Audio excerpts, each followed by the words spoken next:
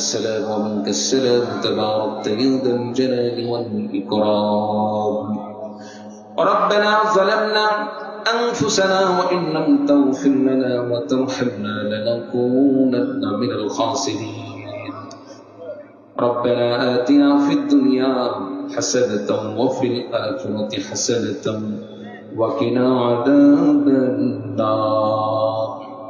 আল্লাহ রাব্বুল আলামিন গফির রজনী পর্যন্ত আমি গুনাহগার বান্দা মাবুদ গো কোরআন হাদিস থেকে আলোচনা করে তোমার জান্নাতে বান্দাদেরকে সঙ্গে নিয়ে আমরা গুনাহগার বান্দা ইয়েতিমের মতো, ফকিরের মতো, মিসকিনের মতো, কাঙ্গালের মতো মাবুদ গো তোমাকে সবচেয়ে আপন মনে করে তোমার সেই দরবারে দুখান হাত উঠিয়েছি।